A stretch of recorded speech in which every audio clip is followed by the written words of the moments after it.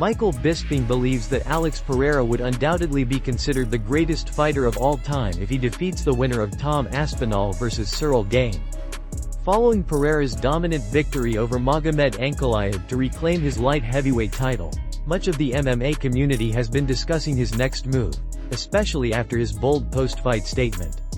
Pereira made it clear that he's only interested in facing Jon Jones at heavyweight rather than challenging the winner of Aspinall vs Gane.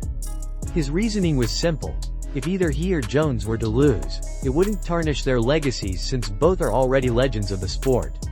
During their latest episode, Michael Bisping and Paul Felder shared their thoughts on the topic, calling the idea of Pereira possibly changing his mind and fighting the heavyweight champion absolutely insane, but in the best possible way. Both analysts agreed that if Pereira actually fought and defeated the heavyweight title holder, there would be no debate left in the sport. He would be universally regarded as the greatest fighter of all time. Bisping emphasized that Pereira has already achieved history in record time by winning championships across 2 divisions, but the possibility of him capturing a 3rd belt would take his legacy to an entirely different level. Bisping explained that if Pereira were to fight at heavyweight and win the belt, no matter who the champion is, the conversation about who the GOAT is would be over. Whether it's Tom Aspinall, Ciryl Gane, or even someone like Derek Lewis, a victory at that level would elevate Pereira above all other MMA legends. Felder agreed, adding that Pereira's rapid rise from middleweight to light heavyweight champion already places him among the most accomplished athletes in UFC history. Becoming a 3-division world champion, something that has never been done before, would permanently cement him as the most legendary fighter the sport has ever seen. The discussion also touched on potential matchups in the heavyweight division, with Bisping mentioning that a fight between Derek Lewis and Tom Aspinall would be entertaining since Lewis always has the power to end a fight with one punch. However, both analysts returned to the same point: if Pereira were to move up and claim the heavyweight title, the debate over the greatest of all time would be finished once and for all. His achievements across 3 divisions would make him the undisputed GOAT of mixed martial arts. Ciryl Gane has sent a strong message to Tom Aspinall, making it clear that his wrestling and grappling have improved tremendously and that people continue to underestimate him. In a recent appearance, Gane revealed that he has been putting in relentless work on what many fans once considered his biggest weakness, his ground game. He admitted that his loss to Jon Jones was a valuable learning experience that pushed him to evolve as a more complete fighter.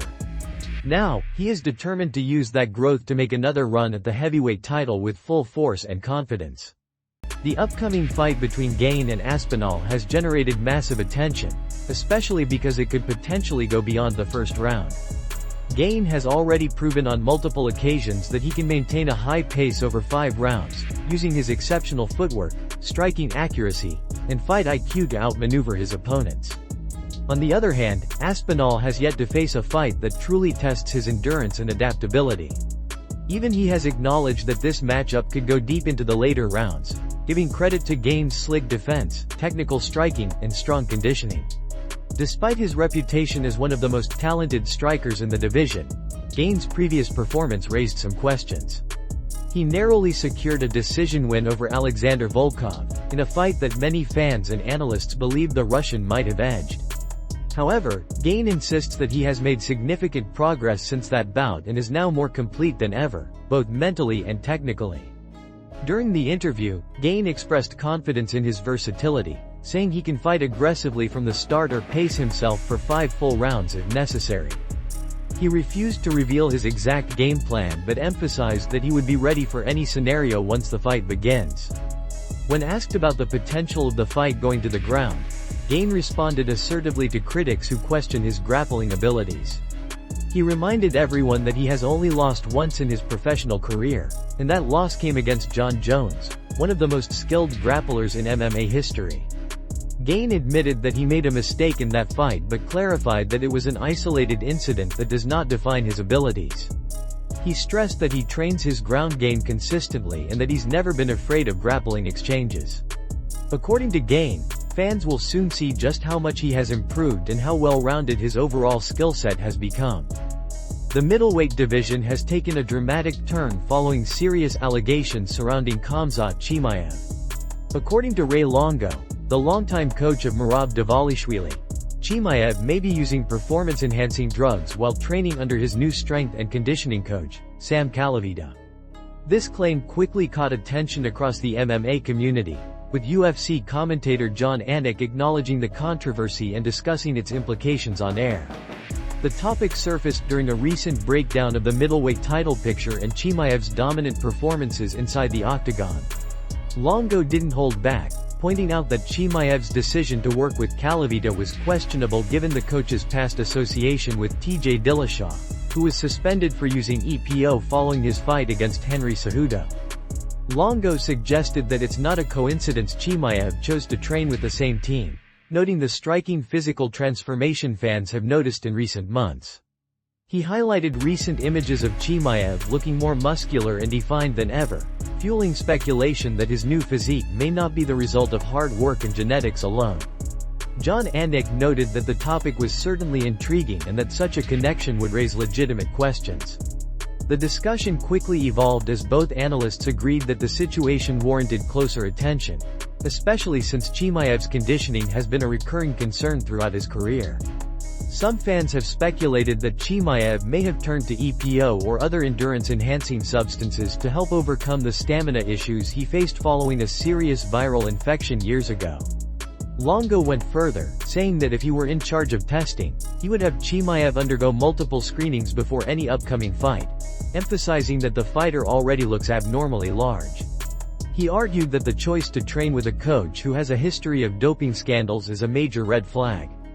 Out of all the strength coaches available, Longo said, he chose the one with a track record directly tied to EPO.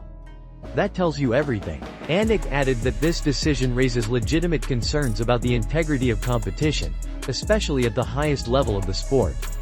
Both commentators agreed that while nothing has been proven, the optics are hard to ignore. As Chimaev's team remains silent and the fighter continues to dominate in the cage, these allegations have left fans divided and the MMA world buzzing. Whether this situation escalates into an official investigation remains to be seen, but for now, the controversy has added yet another layer of intrigue to the ever-evolving middleweight division. Dana White was not pleased after hearing Tom Aspinall's recent comments about potentially vacating the heavyweight title instead of fighting his close friend and training partner, Ante Delija. Delija recently made his UFC debut and impressed everyone by defeating Marcin Tybura via first-round knockout, earning a spot in the division's top 10. During a recent interview, Aspinall explained that while he's incredibly proud of his friend's success, he has no interest in ever facing him inside the octagon, regardless of the stakes. Aspinall shared that his friendship with Delija means more to him than any championship or amount of money.